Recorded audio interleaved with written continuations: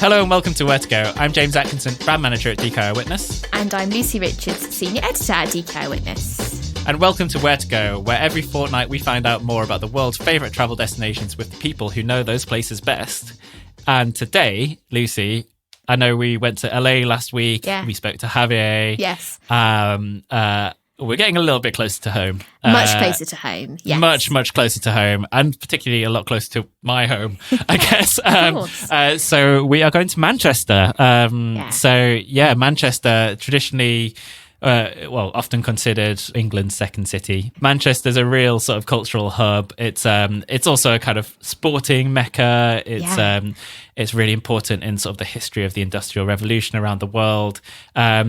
And we are delighted to be joined by our friend Dan Stables, who's worked with DK Witness quite a lot, to discuss it. But first, I just wanted to know: have you ever been to Manchester? I've sort of have two experiences in Manchester. I went on a night out in Manchester in my early 20s, which was weirdly a family friend was turning, I think, 60, 65. So I had a night out with him and his mates, which was really fun. And my other experience in Manchester is I've seen Crystal Palace play Man City right here in London. That is not an experience of Manchester. But, you went to Crystal Palace. I went to Crystal Palace. Did you just hear some Manchester accents? And that was we went to this pub, and weirdly, we were just surrounded by Man City fans in South London.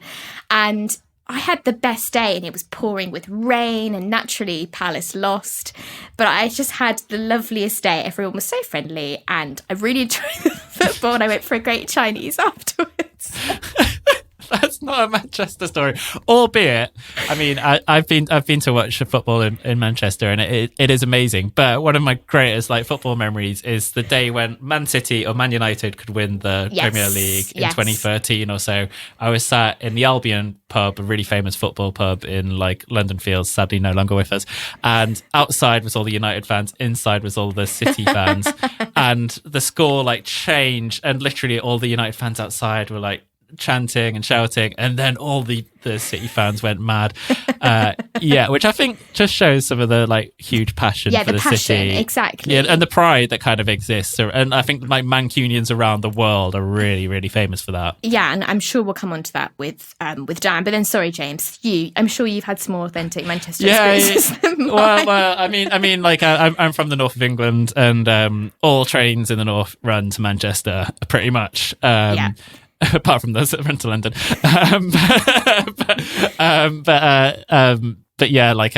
I've been to quite a few gigs in Manchester. I had quite a few mates who went to Manchester University as well.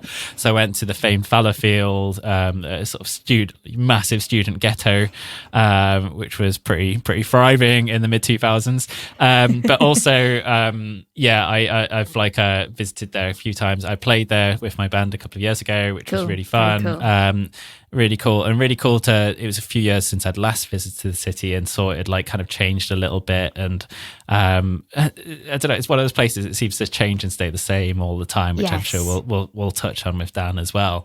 But yeah, it's been a couple of years. I've got a few friends I need to go and visit up there. So I'm desperate to find out from Dan what we need to do where we need to go. Yes. So should we get to it? Yes, let's get to it. Dan Stables is a travel writer who works with the BBC, National Geographic, Lonely Planet, amongst others, including with our own books at DK Witness. So yeah, without further ado, hello, Dan. Hello. Thanks for having me. It's brilliant to finally have you on the podcast. I know you work with quite a lot of the team here at DK Witness, Dan, so it's great to have you on and to talk about all things Manchester. Yes, long overdue, Dan. So welcome. So we'll begin by learning more about Dan himself, and then we'll move on to Manchester and the best things the city has to offer, as well as some insider tips on visiting the city. And we'll bring you up to speed with what the city is like in today's climate.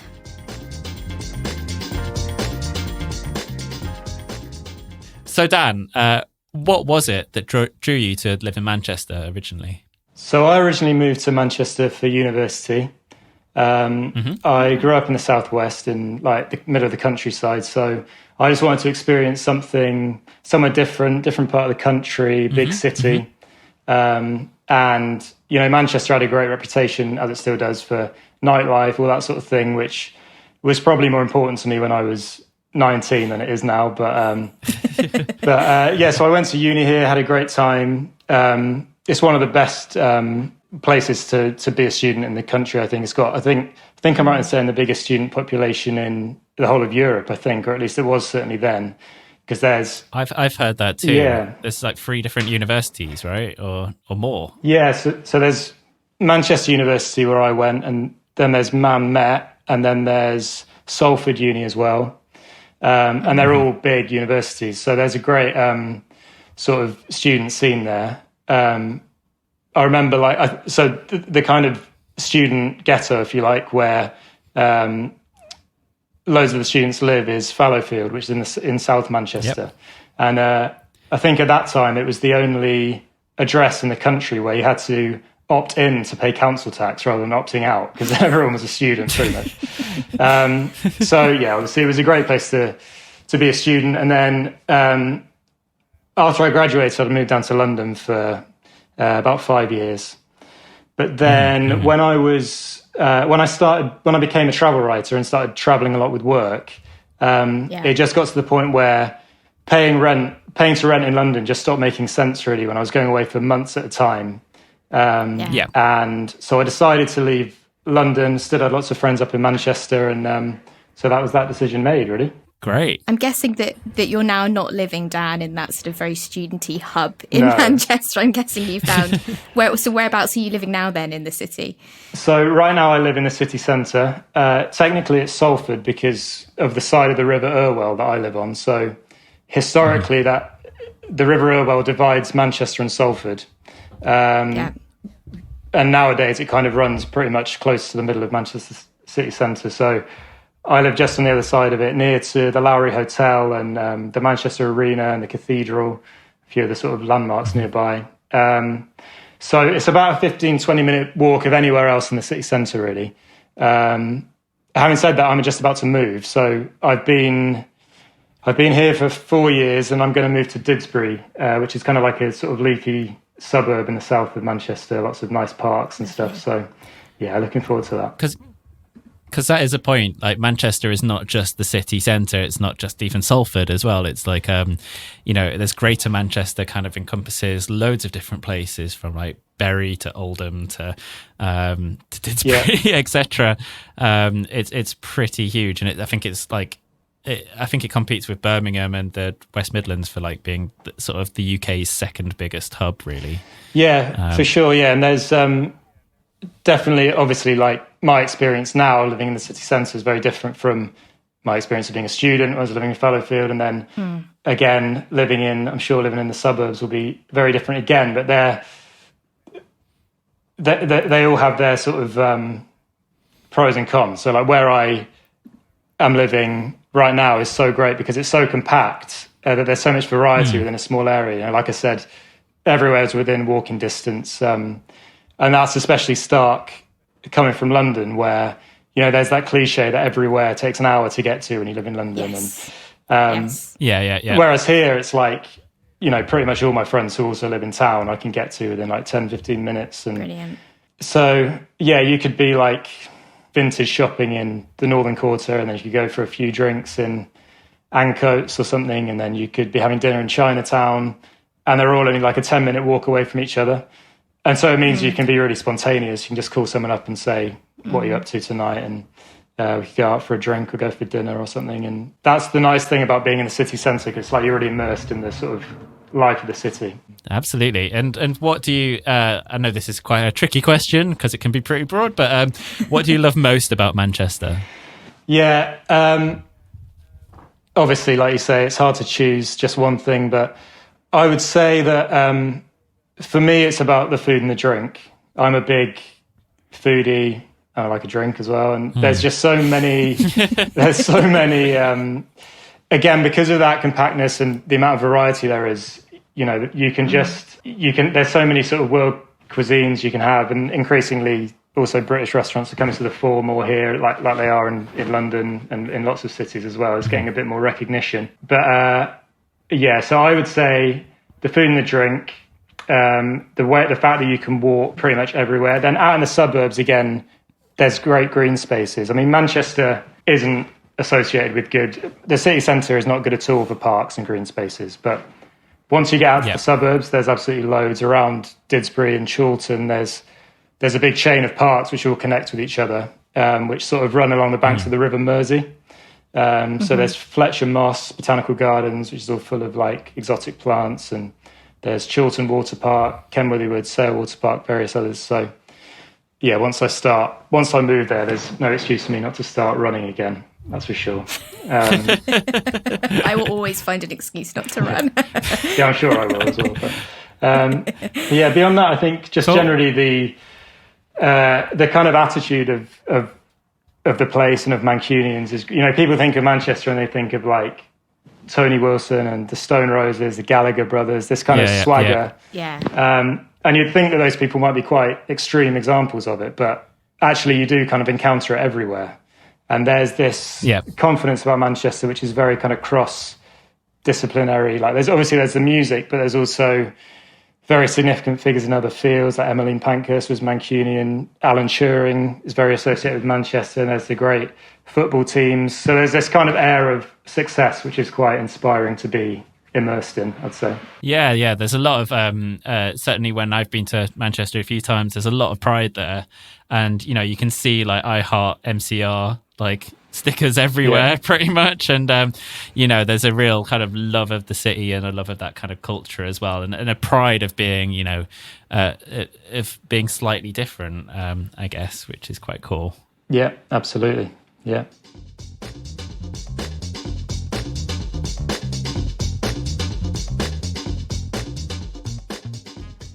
So, for the uninitiated like me, let's start with a quick-fire tour of the city. So, Dan, we're going to name a few categories, and you have to suggest just one thing to do.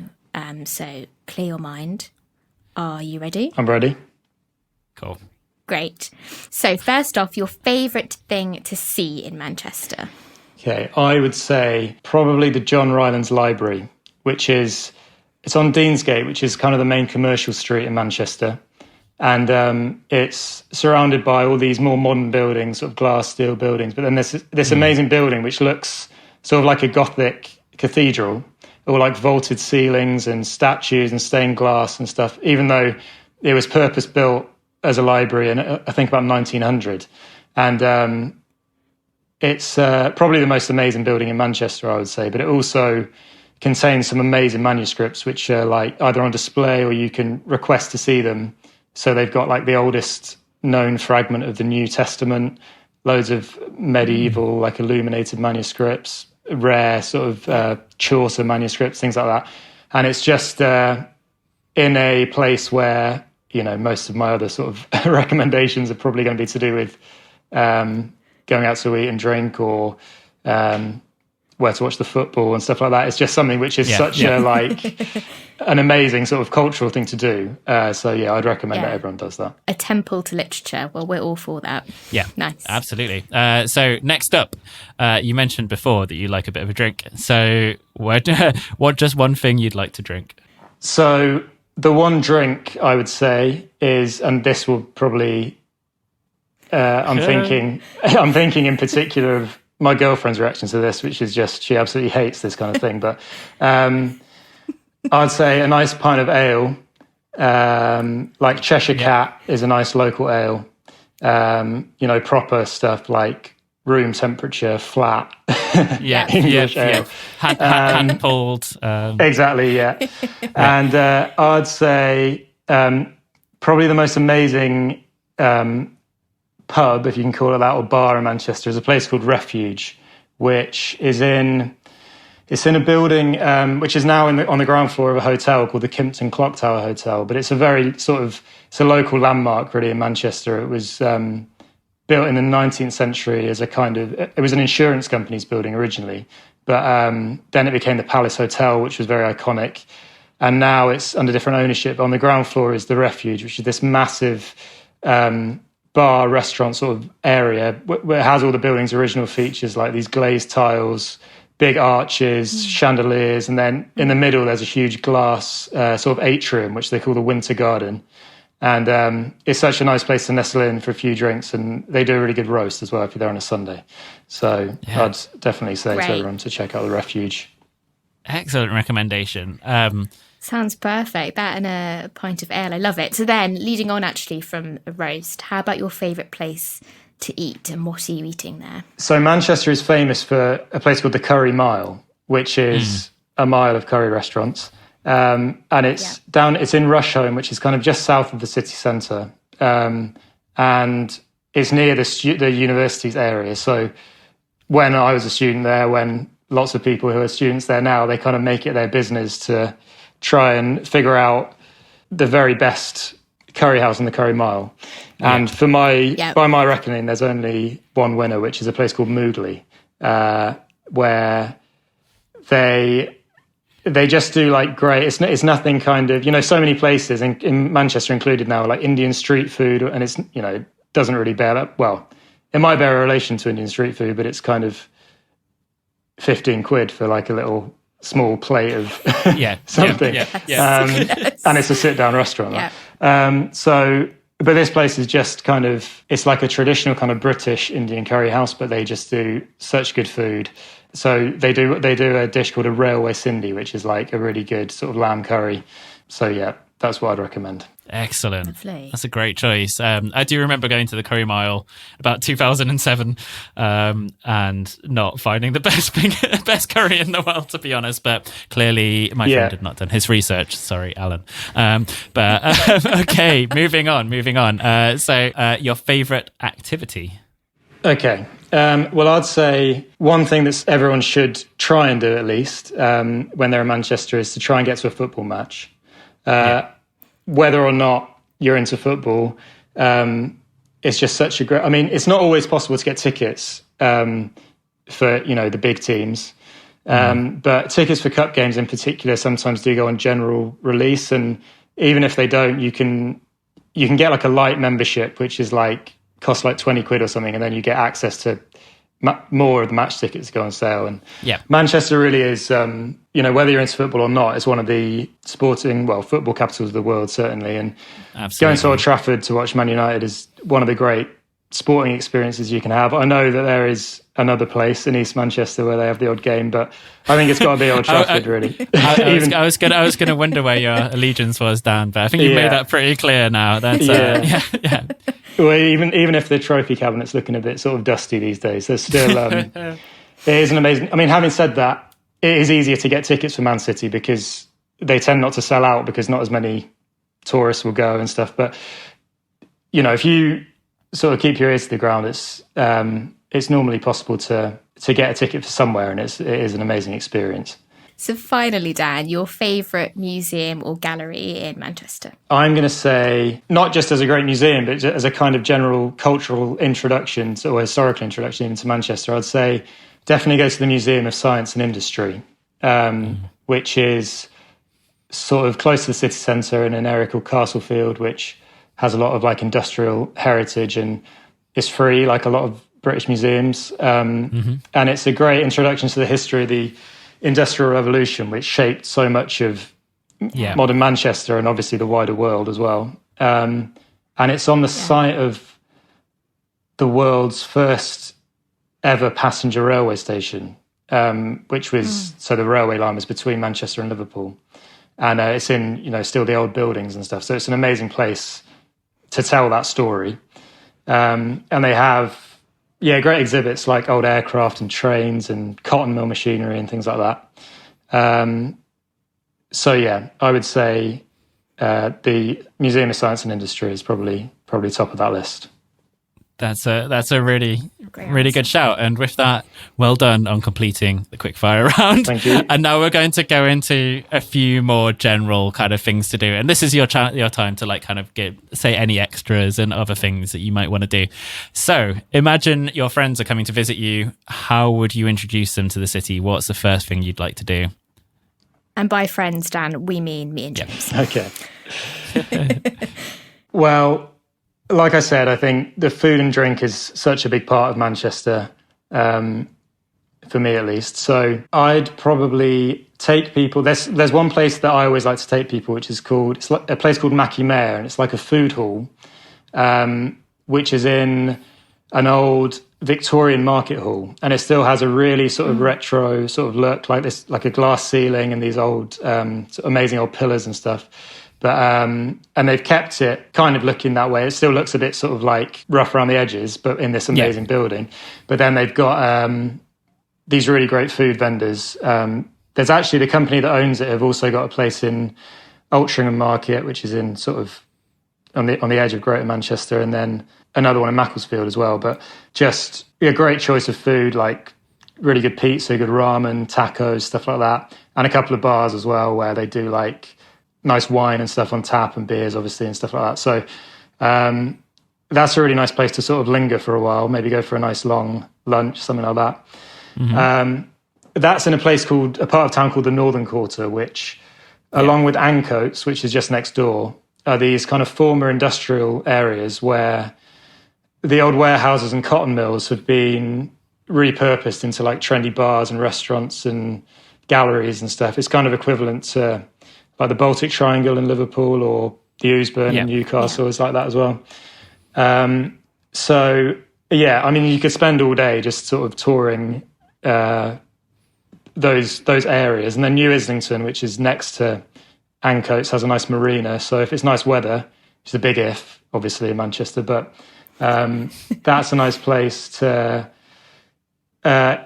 either just sort of go for a wander, or you can, again, sit. There are nice bars and cafes and stuff. There's a great bakery called Pollen Bakery, which is in New Islington, which always has queues for just miles and miles, especially on the weekend.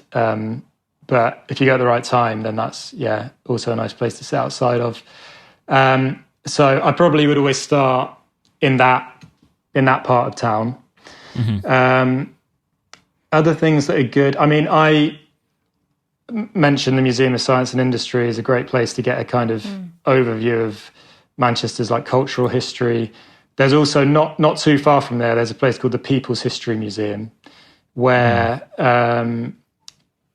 it really is. It's great for getting a feel for the social history. Like I mentioned, Emmeline Pankhurst. So there's a women's suffrage movement where Manchester was a big centre for that. Trade union movement. Yeah. You know, there's a long history of kind of left-wing and progressive politics in Manchester. Like even Friedrich Engels lived here and sort of formulated a lot of his ideas here. So that's a great place to go for that. Good art galleries as well. There's probably the Whitworth Gallery is the best one. There's it's got like William Blake and Van Gogh and Picasso's and stuff like that in there. So that's definitely worth a visit. The Manchester Art Gallery as well is really good. So yeah, that would be a good start. Just a few things for a good start. Yeah. That's a great list, Dan. Thank you.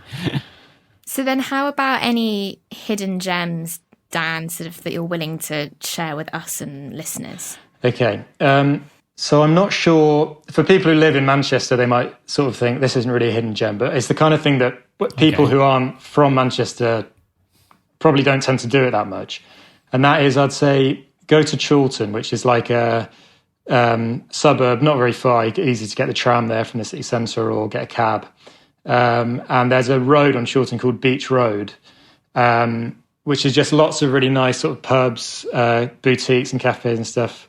And to give you an idea of the sort of place it is, there's a newsagent there which supposedly sells more copies of The Guardian than any other shop outside London. So, well, The Guardian was the Manchester Guardian originally, wasn't it? That's true. That is true. Yeah, that's true. So Beach Road's a really nice place to spend the day, but I'd say the kind of jewel in the crown of Beach Road, if you like, is a place called San Juan, which is a tapas bar.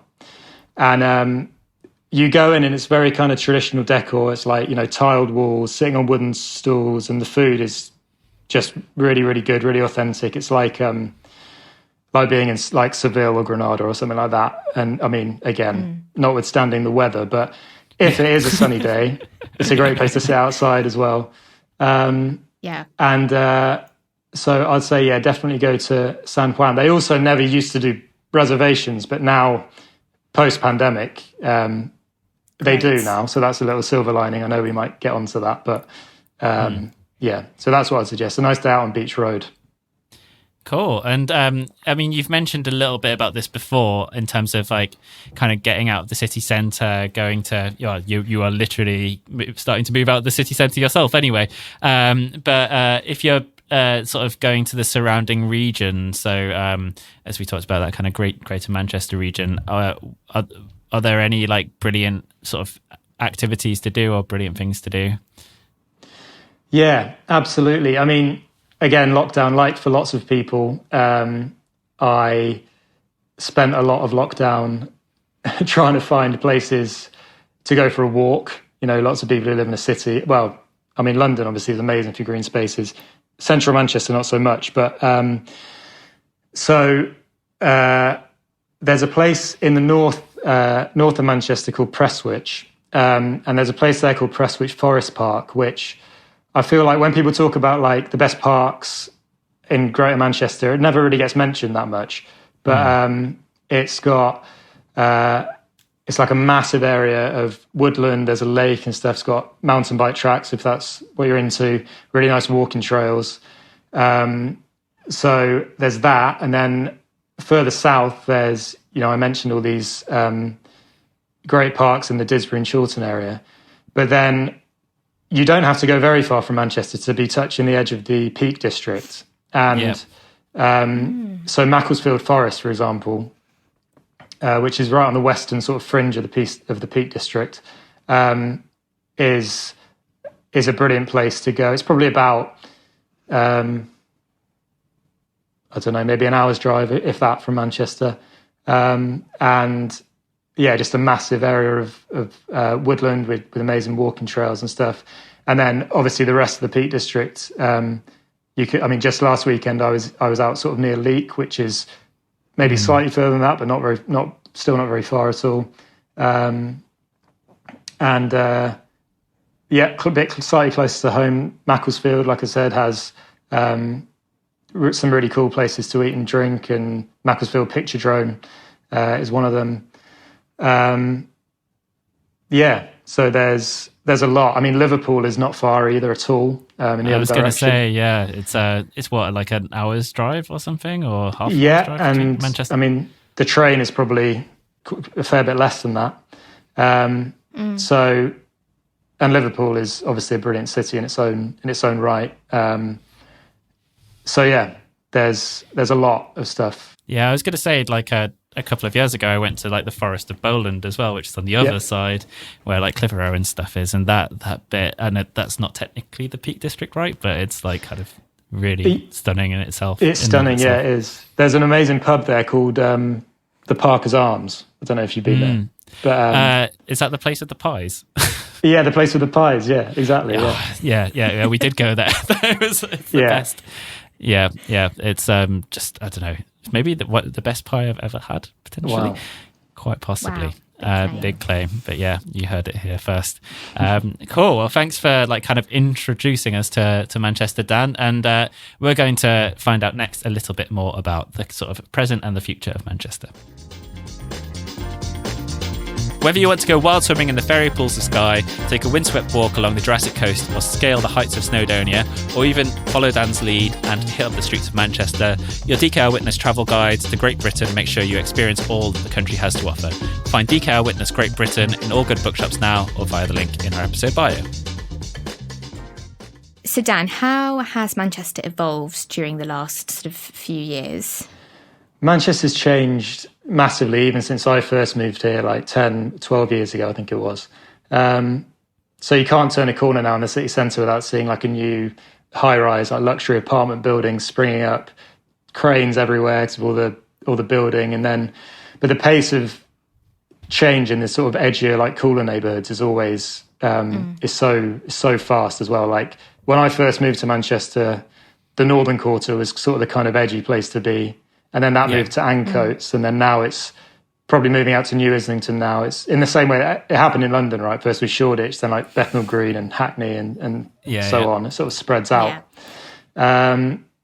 So those things change really quickly. Obviously, the city has had its share of tragedy as well the last few years. 2017, there was the the bombing at the Arena, which was the biggest terrorist attack in the UK since the London bombings in 2005. But even then, the response to that said a lot about Manchester's spirit, I think. Like, there's the symbol of the city, which is a bee, like the worker bee, to symbolise like industry, which comes from the days of the Industrial Revolution. And that became a lot more visible after the attack. Lots of people kind of got it tattooed and stuff, and it's like you see it all over the place now. So it's kind of, I guess, a kind of one legacy of that tragedy was at least the kind of coming together of the city. And then obviously COVID came along and changed everything for all of us. Did Mancunians sort of rally together during the pandemic in the same way after they did with the Arena bombings? Yeah, absolutely. I mean, obviously initially it was the same with any big city. Like, it was totally devastated by the restrictions and everything. Because the lifeblood of Manchester, as is probably obvious from the way that I've been talking, is hospitality and in particular food and drink. So Greater Manchester was under some of the most severe restrictions in the country for quite some of the longest time frames as well. And so the sight of Andy Burnham, who's, the mayor of Greater Manchester, obviously, with his little North Face jacket on, like sticking it to the government about the restrictions and not giving us enough financial support and stuff like that became a very familiar image. And it was a sentiment that was shared by a lot of people here. The idea that Manchester was being hard done by. And I think it's kind of partly because, Manchester gets a lot of its energy from not being London, being the capital of the North and stuff. But there was also a real sense of kind of injustice that I think was totally understandable, really. But yeah, absolutely, everyone rallied around, and even though sadly a lot of businesses didn't survive, as is the case everywhere,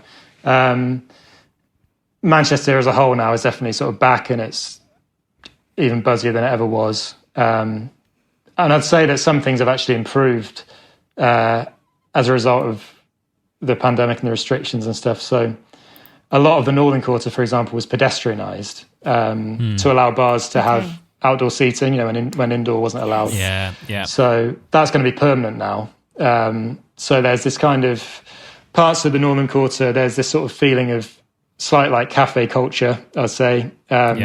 Almost European when it's warm and sunny, although that's only for about 3 days of the year normally. But I think, well, if it's anything like today, hopefully it's a sunny day. Hopefully you can go for a drink later or something. Yeah, no, it's very nice here today. But yeah, and I think like, I mean, you sort of talk about Manchester and the worker bee and the kind of like, it's like a real city of makers, isn't it? And I think that's one thing that sort of shone out in the pandemic, that, lots of like small businesses were under threat. Andy Burnham talked about getting more support for them as well.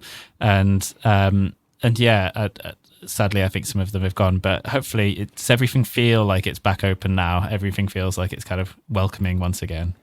It does, yeah. And I think that in combination with the weather finally warming up a bit, is hopefully, grounds for optimism, I think.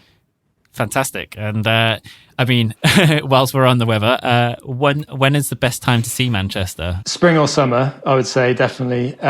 I mean, the weather in Manchester does get a bad press. They call it the rainy city, even though it's actually below the national average rainfall, but like quite significantly, I think. But the way that it's spread out, it feels like it rains like every day in Manchester. Not necessarily much, but at least a bit,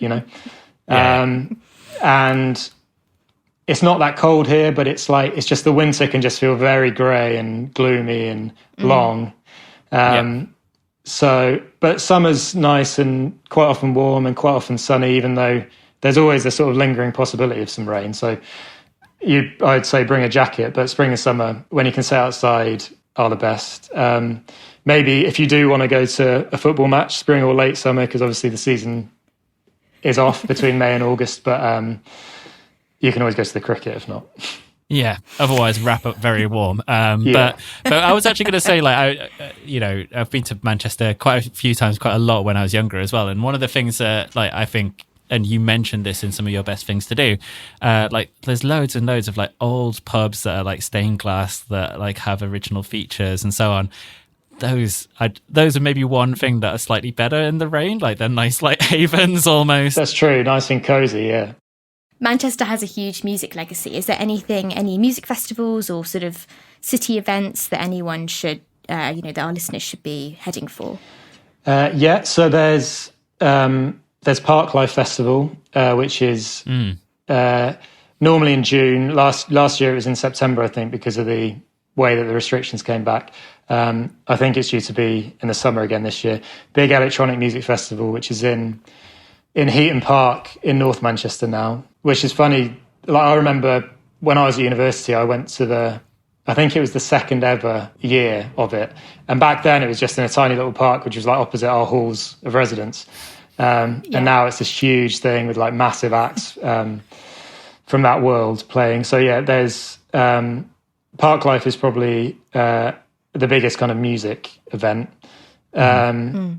There's also, sorry to go on about football again. There's just try and drop in as much as you can, Dan. Don't listen. It's all fine. There's the Women's Euros is being held in England this summer. So that includes Old Trafford and Man City, I think, as well. That's in July.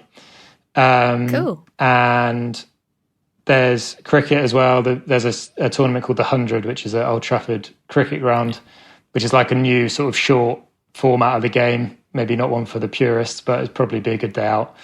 And then there's also, in September, there's Manchester Food and Drink Festival, which is like local producers from all across Manchester, Greater Manchester and the surrounding area sort of come together, and it's normally held in lots of different venues across the city as well. So you can sort of dip in and out. Fantastic. That sounds great. Well, we'll see you there. But yeah, well, thanks so much, Dan. That was a real sort of smorgasbord of Manchester recommendations. And it was brilliant to hear about a city that I actually haven't been to in a while, but actually maybe knew a bit better than I thought I did. And it's really, really cool to hear that everything is kind of getting back to normal now as well. So that's fantastic. But we'll not keep you too much longer. Do get out, enjoy the sun, enjoy the outdoor dining. But yeah, thank you so much. Thank you so much. No, thanks, guys. It's been lovely. Yeah. It's been wonderful. It's been great. Thanks for having me on.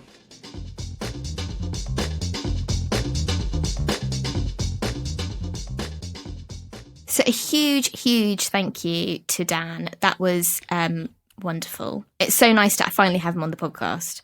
Absolutely, yeah. Dan, he's just one of those names. He pops up in so many of our guides, so many of our like kind of our sort of special gift and inspiration books as well. And he's been a long time DK Eyewitness contributor. So it's fantastic to have Dan on the pod finally at long last. And brilliant. I mean, I love the Great Britain episodes that we do. Mainly because I've been to those places, but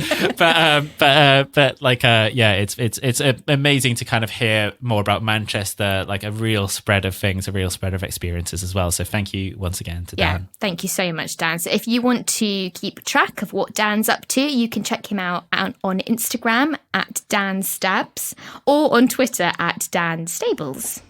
Yes, and you can join us next time where right now we don't know where we're going. We'll be going somewhere. We promise you. So join us in a fortnight for a surprise. And in the meantime, thank you very much, Lucy. Thank you very much, James. And we shall see you soon. Where to Go was produced by the team at DK Eyewitness and the wonderful Julia Baker. It was presented by James Atkinson and Lucy Richards and mastered by Johnny Coddington at Bottle Rocket Recording.